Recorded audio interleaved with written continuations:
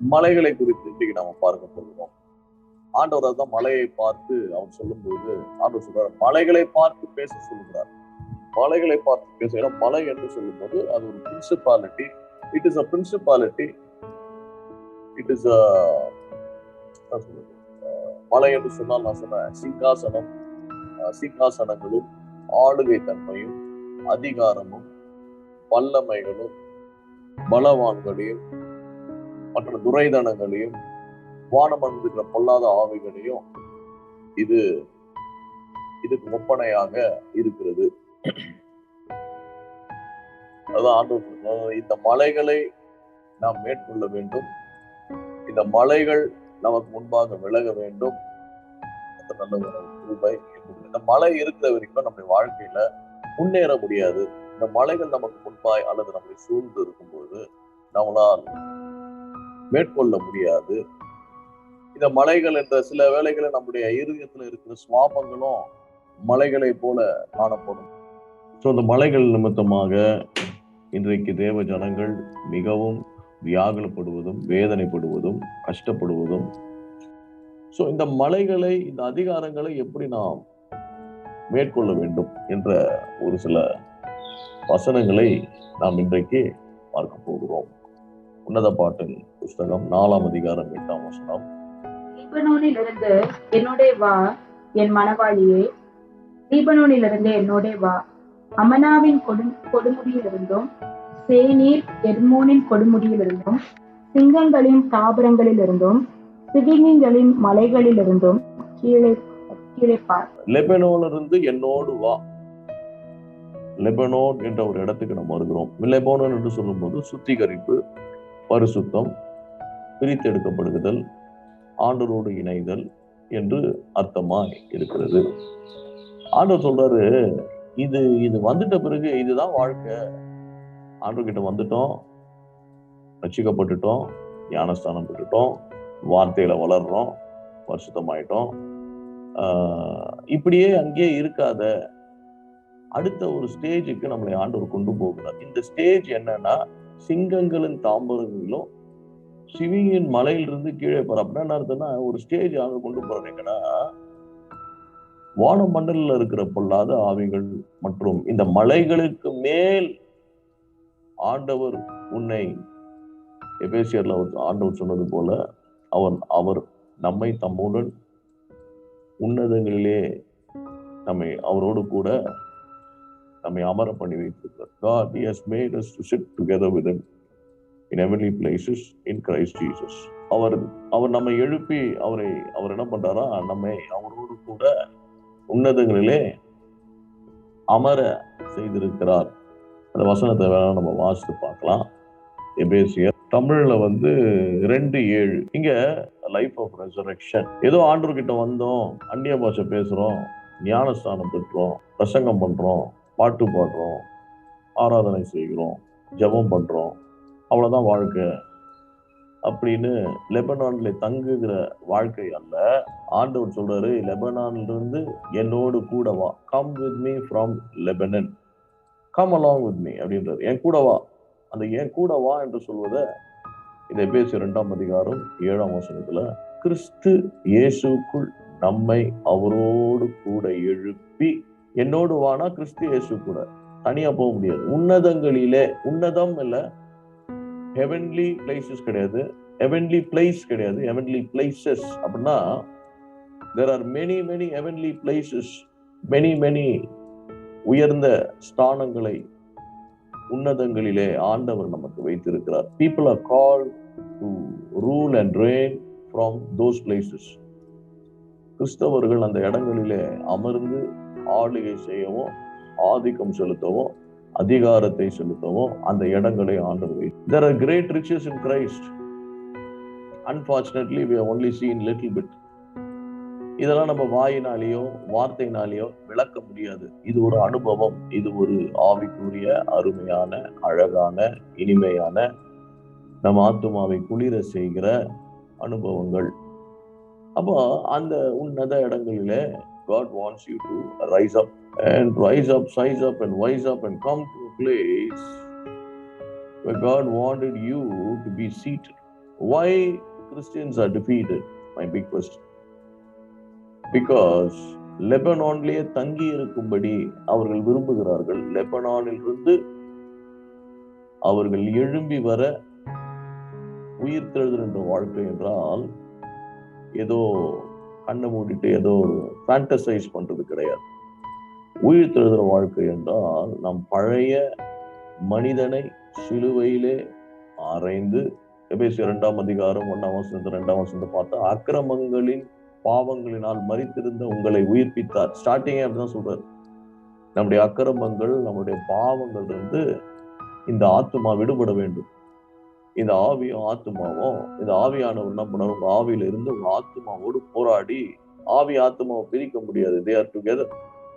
But ஆவி ஆத்துமாவை பிரிக்கிற ஒரு காரியம் எதுவென்றால் சுயம். ஆண்டவர் சொல்றாரு, மலையை பார்த்து நீ பேசும்போது, மலையை பார்த்து நீ பேசுவதற்கு மலை இருக்கிற இடத்துல இருந்து நீ உன்னதங்கள்ல அவரோடு அமர்ந்து இருக்கிற அந்த position is important. Authority, position bigots authority. கர்த்தர் நல்லவர். There are many spiritual secrets that we don't know. எடுத்தவனையும் பைண்ட் பண்றது, எடுத்தவனே இதை பண்றது, பட் இட் நெவர் ஒர்க்ஸ். சொல்லுவாங்க, அப்பா ஐயா நான் ஜெபம் பண்றேன், பைண்ட் பண்றேன், ஜீசஸ் நேம், ஒன்றும் நடக்க மாட்டேன். அவர் சொல்ற 2ஆம் வசனத்துல, அவைகள் நீங்கள் முதற்காலம் இவ்வுலகத்தின் வழக்கத்திற்கு ஏற்றபடி கீழ்ப்படியாமையின் பிள்ளைகளிடத்தில் இப்பொழுது கிரியை செய்கிற ஆகாயத்தின் அதிகார பிரபு. ஆகாயம் என்றால் again mountain, thrones, mountains, dominion. மவுண்டன்னாலே இதுதான். அதான் you see many temples or many occultic activities எல்லாம் பார்த்தீங்கன்னா it is done on the mountain. It is there mostly in the mountain places Satan chooses for many occultic activities. கர்த்தர் நல்லவர். கிரியை செய்கிற ஆகாயத்தின் பிரபுவாகிய, ஆகாயத்தின் அதிகார பிரபுவாகிய ஆவிக்கேற்றபடியாய் நடந்து கொண்டீர்கள். ஆவிக்கேற்றபடியாக, அதாவது எந்த ஆவினா, பிசாசின் ஆவிக்கேற்ற கீழ்ப்படியாமையின் பிள்ளைகள் இடத்தில் இப்பொழுது கிரியை செய்கிற ஆகாயத்தின் அதிகார பிரபுவாகிய ஆவிக்கேற்றபடியாக நடந்து கொண்டீர்கள். அது நல்லவர். இஃப் யூ டோன்ட், லெபனான்ல இருந்து நம்ம ஆண்டவரோடு மேல வரலன்னா, there are a lot of possibility even to lose Lebanon, the position. என்னோடு வா என் மணவாளியே. இது யார்? ஆண்டவர் மணவாளன் ஆகிய மணவாளியை, பிரைட் குரூம், பிரைட் கூப்பிடுறாரு. மறுபடியும் சொல்றாரு, லெபனோன்ல இருந்து என்னோடு வா. Emphasising it. பிகாஸ் 2 வாட்டி சொல்றாருன்னா, ஆண்டவர் verily I say unto you அப்படி 2 தடவை பைபிள் அடிக்கடிக்கு சொல்லுவார். அப்படி சொல்றாருன்னா we have to look into it, emphasize. சீலா அப்படின்னா stop and think, அதை யோசி அப்படின்னு. அப்ப 2 வாட்டி எப்பெல்லாம் வருதோ நம்ம we have to stop and think. ஏன் சொல்றாரு 2 வாட்டி? There is something very important, there's something very significant, there's something that is that அது 2 வாட்டி சொல்றாருன்னா ஏதோ ஒண்ணு அவர் சொல்ல வர்றாரு.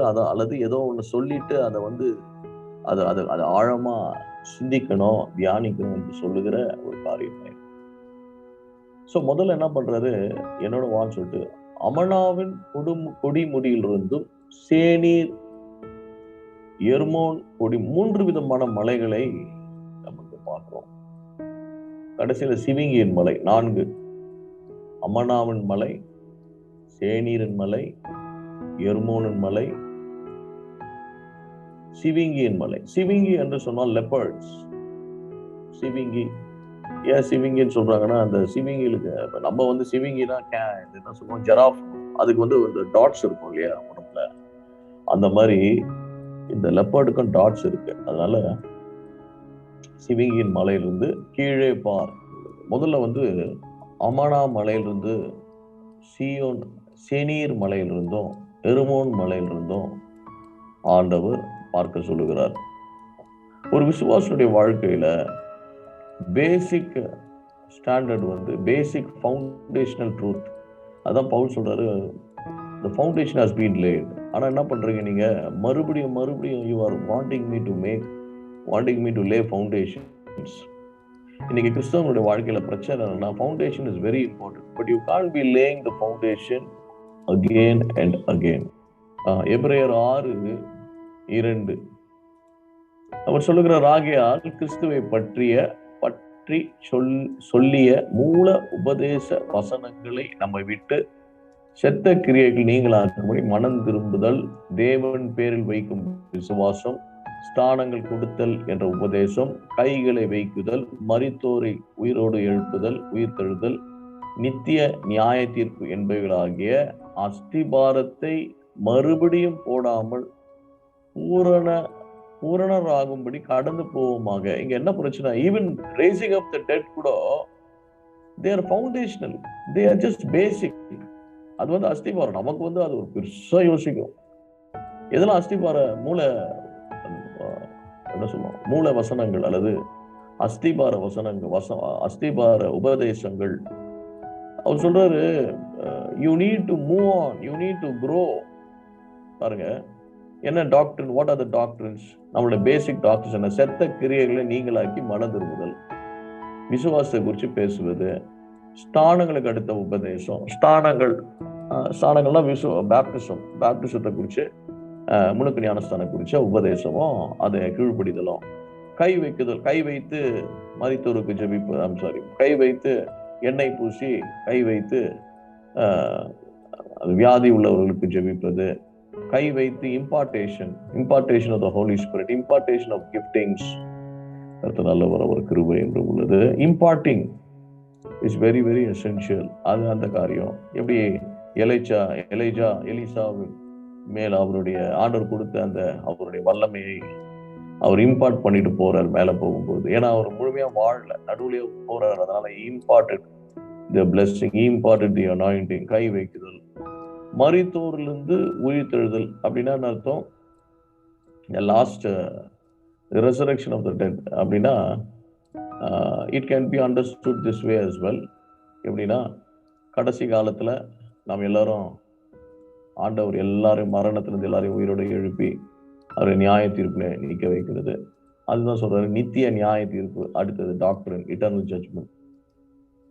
அப்புறம் சொல்றாரு, இவைகள் எல்லாம் அஸ்திபாரம், இவைகளாகிய அஸ்திபாரத்தை மறுபடியும் போடாமல் கடந்து போவோமாக, பூரணமாகும்படி. ஸோ கிறிஸ்தவ வாழ்க்கையில இந்த அஸ்திபாரங்கள் ரொம்ப முக்கியம். ஆனா மறுபடியும் இந்த அஸ்திபாரத்தையே நம்ம கான்சென்ட்ரேட் பண்ணோம்னா நம்ம எப்படி பூரணராய் மாறுவோம், எப்படி நாம் கடந்து போவோமாகனா, let's move on, let's not be stuck அப்படின்றது. They are very important doctrines. அடுத்தது அமனா மலை என்று சொல்லும்போது அது எதை குறிக்கிறது? ரொம்ப முக்கியம். த நெக்ஸ்ட் லெவல் நம்ம வாழ்க்கையில நம்ம போக வேண்டிய ஒரு லெவல் எதுனா அமனானா சத்தியம் என்ற அர்த்தமாம். இந்த மலையை வெளிப்பாடு, சத்தியத்தின் வெளிப்பாடு என்ற மலை. நல்லவர். ஒரு மனிதனுடைய வாழ்க்கையில இந்த அமனா மலையில அவன் ஏறாமல் இருந்தான் என்றால் சத்தியத்தின் விடுதலையை அவனால் அறிய முடியாது, பார்க்க முடியாது, அனுபவிக்க முடியாது. இந்த அமனா மலையில் இருக்கிறவர்களுடைய வாழ்க்கை எப்படி இருக்குன்னா, சத்தியம் அவர்கள் வாழ்க்கையில கிரியை செய்து சத்தியம் அவர்கள் வாழ்க்கையில அவர்கள் அப்பியாசித்து இவர் சத்தியத்திலே வாழ்ந்து வசனம் அவங்க வாழ்க்கையில அவங்க சுவாசமாய் மாறும். நல்லவர். சோ இப்பேற்பட்டவருடைய வாழ்க்கையில இது ஒரு another kind of height, ஒரு ஹைட்டுக்கு கொண்டு போறார். கர்த்தர் நல்லவர். ஆண்டவராக இயேசு கிறிஸ்து அந்த பூமியில இருக்கும்போதோ அவர் ஒரு மலையில, எப்பவுமே மலைகள்ல போய் அவர் ஜெபிப்பதை நாம் பார்க்கிறோம். ஒண்ணு வனாந்தரத்துல ஜெபிப்பார் அல்லது மலைகள்ல ஜெபிப்பார். அப்ப மலைகள்ல அவர் ஜெபிக்கும் பொழுது ஒரு நாள் சீஷர்கள் அவரோடு இருந்தார்கள். அவர் ஜெபித்து கொண்டிருக்கும் பொழுது இவர்கள் எல்லாம் தூங்கிட்டாங்க. ஆனா அந்த இடத்துல ஒரு மறுரூபம் உண்டாகிறது. There was a portal that opened up.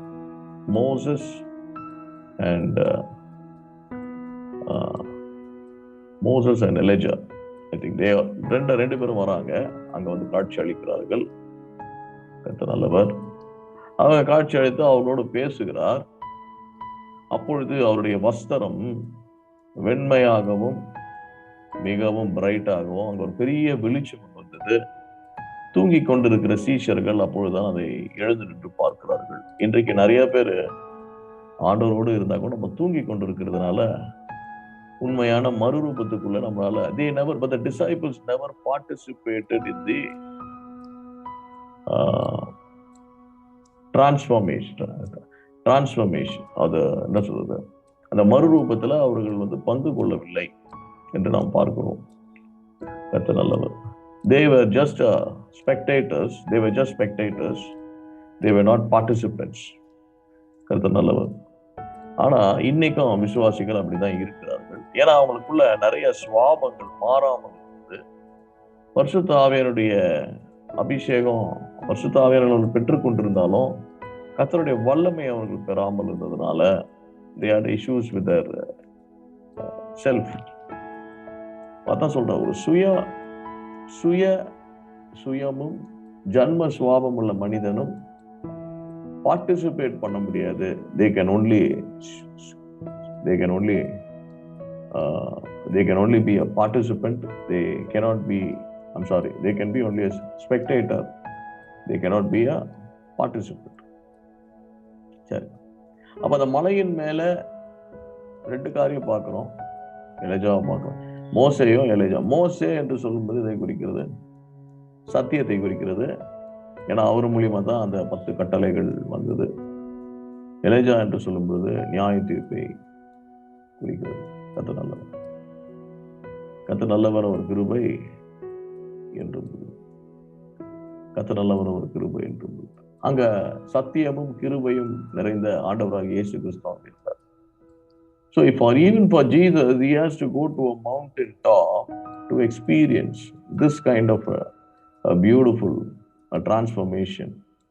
அவருடைய சரீரம், அவருடைய உடை, அவருடைய முடி, அவருடைய முகரூபம் எல்லாம் மாறினது. இந்த மாற்றம் எதை குறிக்கிறது? ஒரு விசுவாசியோட வாழ்க்கையில மாற்றம் இல்லாத, எப்பொழுதும் அந்த குணாதிசயத்துல இருக்கிற விசுவாசி இப்படி வாழ்க்கையில தேவனுடைய he cannot receive the light, he cannot shine for God, he cannot ஆண்டவருக்காக பிரகாசிக்கிற ஒரு வாழ்க்கை இல்லாம இருக்கிற ஒரு விசுவாசியாக. நீங்க நிறைய விசுவாசிகளை பார்க்கும்போது நமக்கு ஒரு பெரிய கேள்விக்குறி.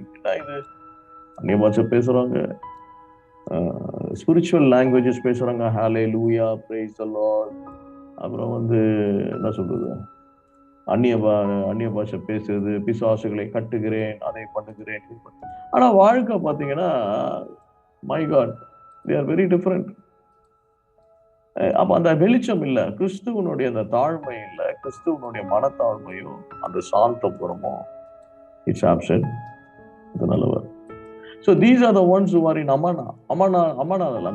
லெபனான்ல இருக்கிற ஜனங்கள். கிறிஸ்துவனுடைய நீதியினால மூடப்பட்டிருக்கிறதுனால அந்த லெபனான் என்றால் வெள்ளை அல்லது ஸ்னோ பீக்ட் மவுண்டன் அல்லது என்ன சொல்றது, உறுதி, இதெல்லாம் லெபனானுடைய காரியமா இருக்கு. லெபனானும் ஒரு மலைதான், மலை காட்டு பகுதியான ஒரு இடம். அந்த காடுகளில் இருக்கிற அது காடு என்று சொன்னா அது கர்த்தர், அது இயேசு ஆண்டவருடைய கிருபையை, ஆண்டவருடைய நீதியையும் ஆண்டவருடைய அவருடைய நீதினால போற்றப்பட்டதுனால நம்ம வெள்ளையா தெரியும். அதோட நிற்கக்கூடாது, நீ மேல வரணும்ன்ற. அடுத்தது என்ன?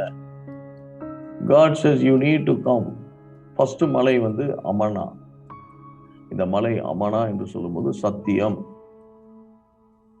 இந்த சத்தியம் ரொம்ப முக்கியம். இந்த மலையிலே தங்குகிறவர்கள், உண்மையாக சொல்லுகிறேன், அவர்கள் விடுதலை பெற்றவர்களும் அவர்கள் கரத்திலே இருக்கருக்கு பட்டயம் உடையவர்கள் என்று ஒரு வசனம் இருக்குல்ல எபேசியர்ல. சத்தியமாகிய the word which is a double-edged sword. இவர்கள் கையில இந்த பட்டயத்தை அவர்கள் பிடித்துக் கொண்டிருப்பார்கள். சத்தியத்தை அறிகிறவர்கள், சத்தியத்திலே வாழ்கிறவர்கள், சத்தியம் அவர்களை விடுதலையாக்கும், சத்தியம் அவர்களை வேற ரெல்முக்கு டிரான்ஸ்ஃபர் பண்ணும். In literally the word of God will transfer you to another realm. இன்னொரு மண்டலத்துக்குள்ளே உங்கள் ஆத்மாவை கொண்டு செல்லும். என்ன பாஸ்டர் மண்டலம்ன்றீங்க, ஒண்ணுமே புரியலையே அப்படி யோசிக்கிறீங்களா? மண்டலம் என்று சொல்லும்போது நீங்க ஆண்டவர்கிட்ட அதிகமா உங்க நேரத்தை செலவழித்து ஜெபிக்கும் போது ஆண்டவர் உங்க ஆத்துமா வந்து இளைப்பாறும்படி உங்களுக்குள்ள, ஆண்டவர் எங்க இருக்கிறாரு? நமக்குள்ளதான் இருக்கிறாரு. நமக்குள்ளேயே ஆவியானவர் என்ன பண்ணுவாரு? நம்ம ஆத்துமா இளைப்பாறுகிற ஒரு இடத்த நம்ம காமிப்பார். அங்க போய் நம்ம இளைப்பாறணும். அங்க ஆண்டவர் சொல்றாரு, உள்ள வரும்போது சொல்லுவார், கவலைப்படக்கூடாது, பாரத்தெல்லாம் எடுத்து ஓரமா வச்சுடு.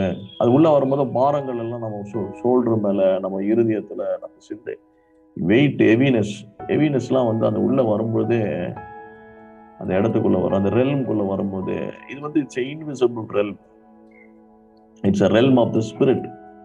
அந்த ரெல்ம் ஆஃப் த ஸ்பிரிட்டுக்குள்ள வரும்போது இந்த பாரங்கள், வலிகள், வேதனைகள், கேள்விகள், கவலைகள், கண்ணீர்கள் எல்லாம் அகன்று போயிடும். அப்படியே ஒரு புதுசா நம்ம இப்பதான் நம்ம வாழ்க்கையில எந்த பிரச்சனையும் இல்லாத மாதிரியும், ஆண்டவர் நம்ம கூட இருக்கிற மாதிரியும், ஆண்டவர் நம்ம வழி நடத்துறது போல ஒரு ஒரு ஒரு என்ன சொல்றது, ஒரு சமாதானம் நமக்குள்ள, பெரிய சமாதானம். அதான் சொல்றாரு, இந்த சமாதானத்தை விட்டு செல்லுகிறேன் அப்படின்றது. அப்படின்னா அர்த்தம், அந்த சமாதானம் ஆத்மாவுல இருக்கிறது. There is a peace that's waiting for you. This realm of peace is there in your soul, is there in your spirit. And God is waiting for you with his arms open wide. And he says, come into my realm of rest and peace. Come and rest, my son. Come and rest. Come from these mountains. Come away. Walk away from these things that are disturbing you. எனக்குள்ள வந்து எனக்குள்ள இளைப்பாறு. அது எப்ப நடக்கும்னா, அந்த சூழ்நிலை, when we meditate on the word of God, our spirit gets activated. The portal for the realm will be opened. சில வேளை நான் பிரசங்கம் பண்ணிட்டு கொண்டிருக்கும் போதே I see certain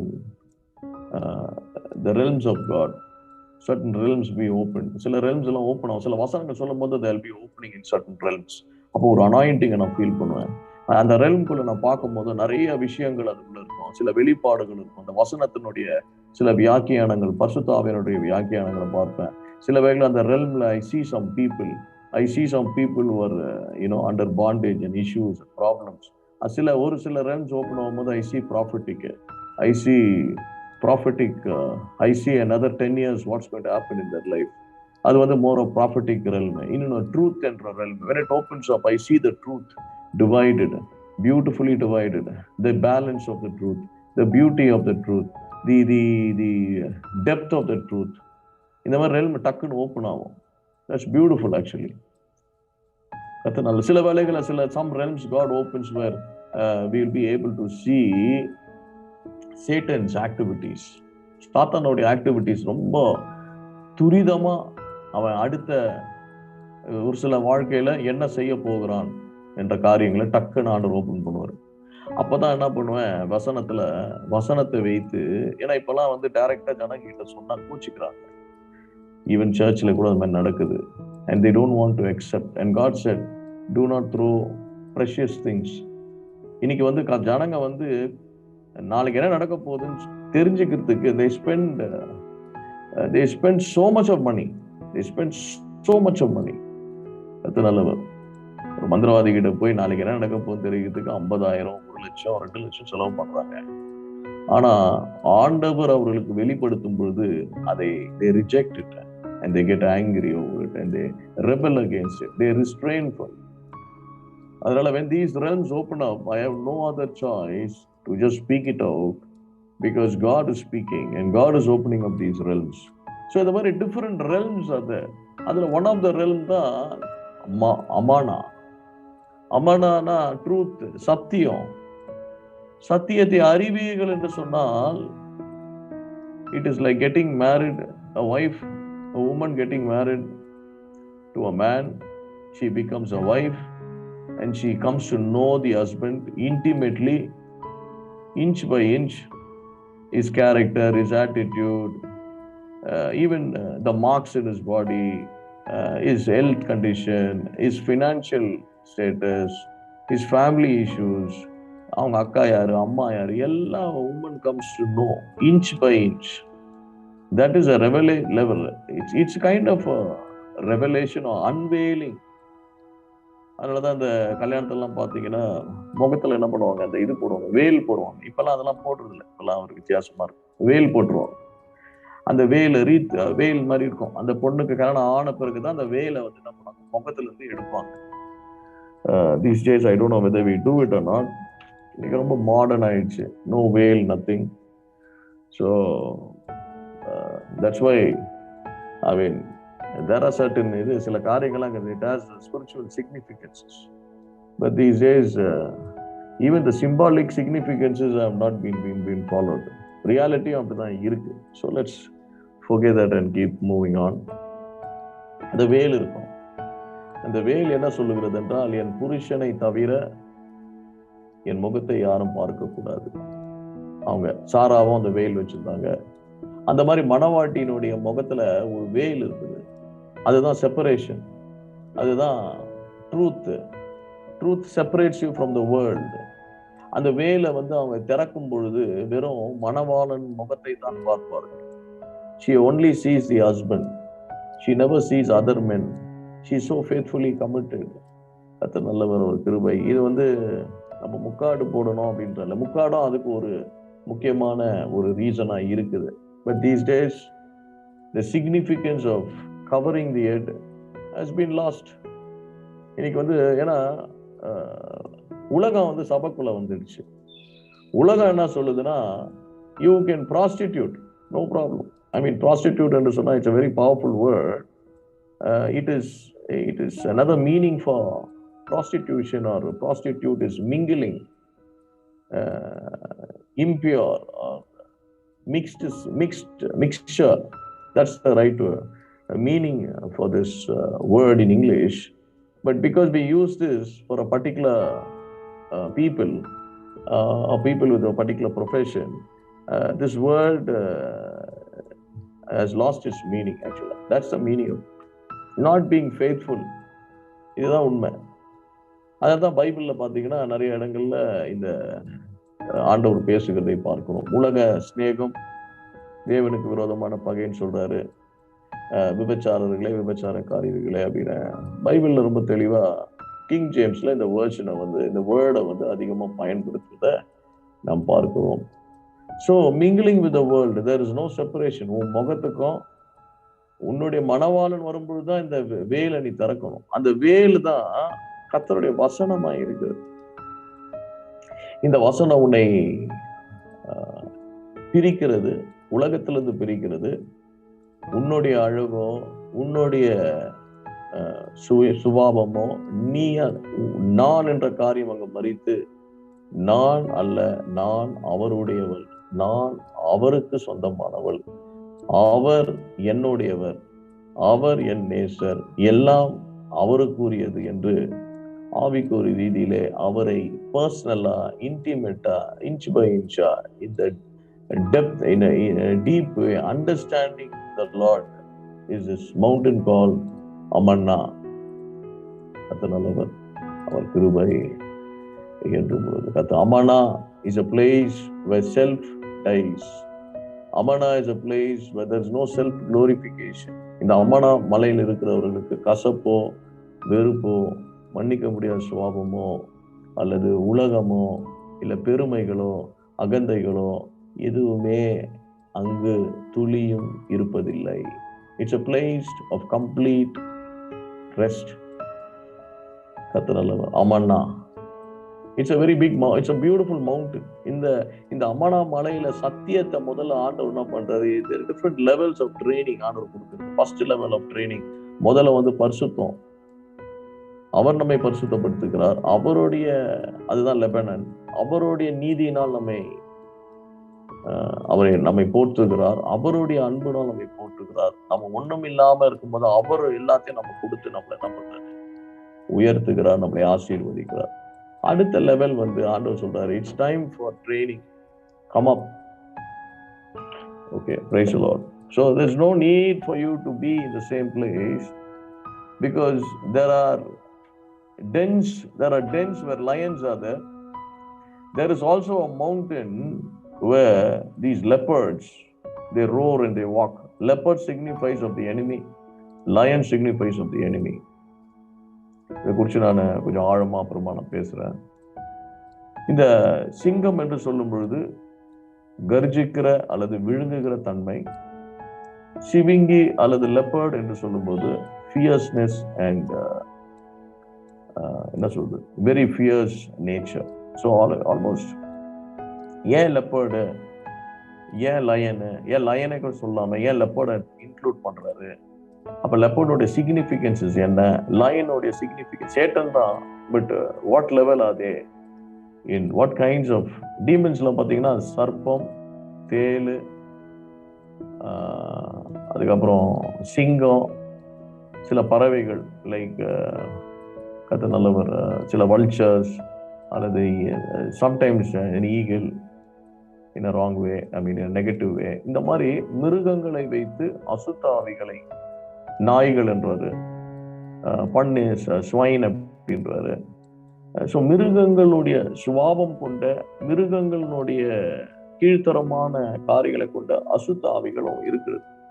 அதுல ரொம்ப உயர்ந்த நிலைமையில இருப்பது என்னவென்றால் சிங்கமும் சிவிங்கியும். So there are different levels in the kingdom of Satan. ஐஆர்கின்னு இல்லையா, அல்லது ரேங்கிங்.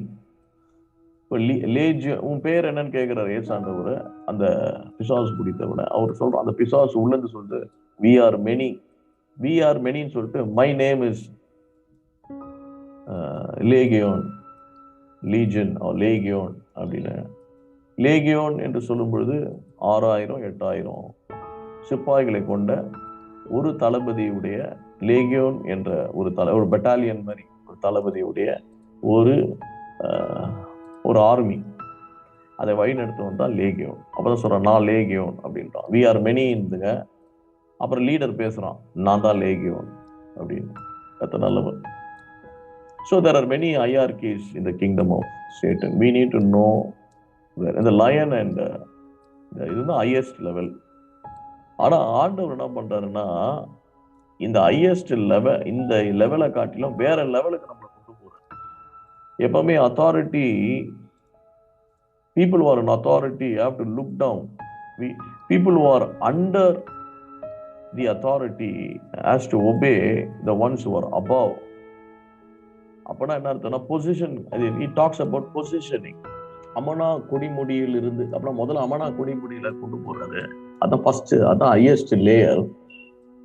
ட்ரூத் தான் is going to be the highest layer. எடுத்தோடனே இந்த மலைகள் வழியா போற எந்த மலை, சேனியர் மலை, எர்மோன் மலை, அப்புறம் சிங்கங்களின் தாம்பரம், எர்மோன் மலைக்கு அப்புறம் சிங்கங்களின் தாம்பரம், சிவங்கியின் மலை, இந்த எல்லா மலையிலிருந்தும் ஏறி எங்க போறாங்கன்னா முதல்ல ஃபர்ஸ்ட் லேயர் வந்து அமனா இருக்குதுல ஹையஸ்ட் லேயர் அமனா மலை. இப்ப இந்த மலைக்குள்ள நம்ம போறதுக்கு இருக்கிற தகுதி என்னவென்னா ஒன்னே ஒண்ணு. ஆண்டவர் சொல்றாரு என்னுடைய நுகத்தை எடுத்துக்கொண்டு என்னிடத்தில் கற்றுக்கொள்ளுங்கள். நான் மனத்தாழ்மையும் என்ன கற்றுக்கொள்ளணும் அப்படின்னா நம்ம சொல்லலாம் இது வார்த்தை, அது பைபிள். ரொம்ப சிம்பிளா சொல்றாரு. பைபிள் எல்லாம் ஒன்னா போட்டு 2 வார்த்தையில சொல்றாரு. மனத்தாழ்மை, சாந்தம். அம்பலா இருக்குதுன்னா என்ன? Mixed. There are a lot of mixed, sometimes true, sometimes false, because humility has become these days false humility, false lowliness. Humility is never displays. தாழ்மையானவர்கள் அவங்களுடைய ஹியூமிலிட்டியை வந்து டிஸ்பிளே பண்ண மாட்டாங்க எல்லாரும் முன்னாடியும். If you are displaying your humility before people, you are actually very proud of being humble. Actually that's another pride. Humble people என்னன்னா one of the things with the humble people, சாந்தம் உள்ளவர்கள் சொல்லலாம். lowly people, சாந்தம். இந்த மாதிரி ஜனங்க they will never get hurt. First, why people get hurt, because they think they are something, they are great, they are very important, more than God. அதனால ஆண்டவர் என்ன பண்ணுவார், God will allow hurts to work. hurt ஆகக்கூடாது. And especially when it comes to self-hurt. In the self-hurt, people who get hurt so badly, and the hurt will start, and the spirit of hurt will get into their soul and will start controlling their whole life. It will start suggesting. அப்போ அவங்க குரல் வந்து கர்த்தருடைய குரலை கேட்கறது பதிலா இந்த spirit of hurt உடைய குரலை கேட்பாங்க. அந்த ஸ்பிரிட் ஆஃப் வேர்ட் என்ன பண்ணோம்? 2 காரியத்தை சொன்னோம். ஒன்னு வந்து it last them to rebel, இல்லைன்னா it last them to recoil or rejection. It will end up in rejection or recoil. கர்த்தர் நல்லவர். ஒரு கிருபை. ஒன்னு பாம்பு ஸ்ட்ரைக் பண்ணோம், இல்லைன்னா அப்படியே சுத்திக்கும். ஸோ இதுதான், இந்த ஆட்டிடியூட் தான் ஹர்ட்டோடைய spirit of hurt works very powerfully among all of us. Even it works in me, it works in you, it works in everybody. Nobody can say என்கிட்ட அந்த ஸ்பிரிட் ஆஃப் ஹர்ட் இல்லை அப்படின்னு சொல்லவே முடியாது. ரொம்ப இம்பார்ட்டன்ட். இந்த ஸ்பிரிட் ஆஃப் ஹர்ட் உள்ள வரும்போதோ அது என்ன பண்ணோம்னா, it will start dictating terms to us. How we should live our life, what we should do.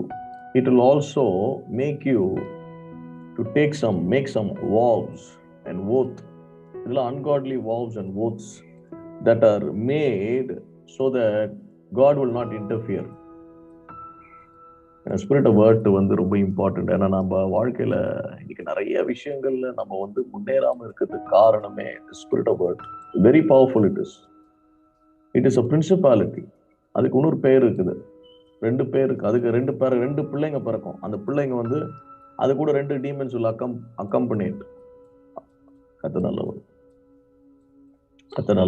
அது ஒண்ணு வந்து ஒரு டீமன் வந்து ரைட் ஹேண்ட்ல இருக்கிறது வந்து ரெபெலியன், லெஃப்ட் ஹேண்ட்ல இருக்கிறது வந்து rejection.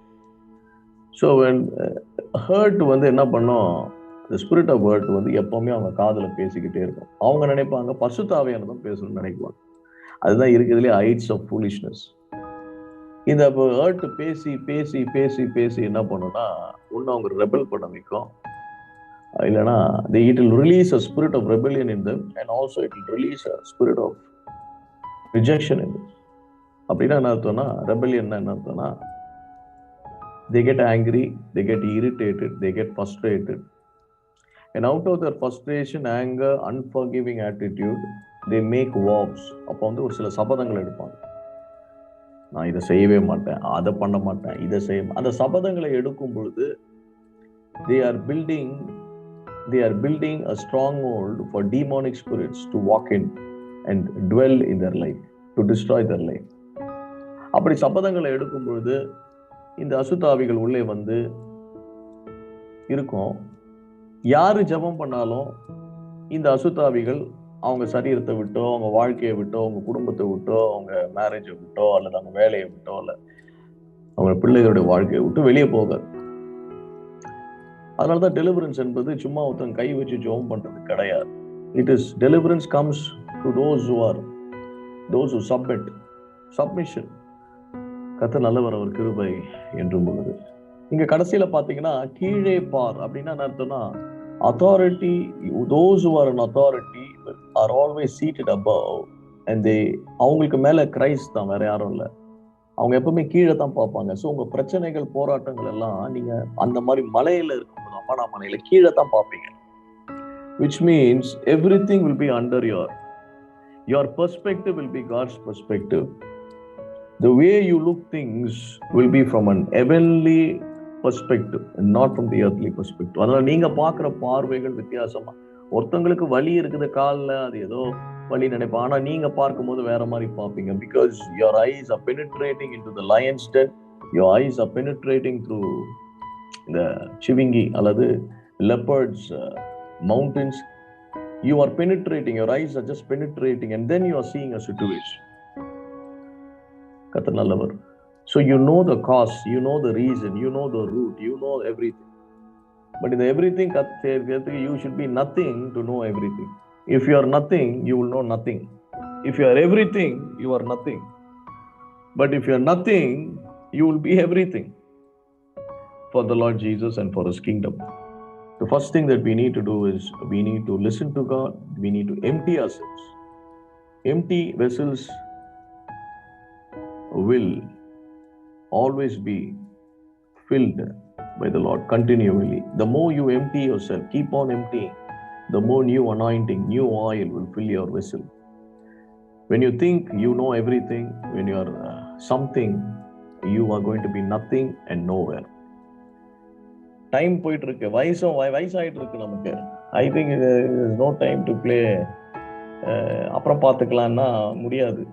You have to keep Vaisanavanga, I mean, people who are already old, things will, years will move on. Aging will take place very soon. Before it is never too late. Amen. Amen. Before it is late, it is never too late to, start it out. கர்த்தர் உங்களை ஆசீர்வதிப்பாராக. I bless you all in the mighty name of Jesus. Be blessed and be a blessing for many souls. And let the anointing of God fill you, strengthen you, encourage you as you walk in the ways of the Lord in humility and holiness of God. God bless you. Praise the Lord. Praise the Lord.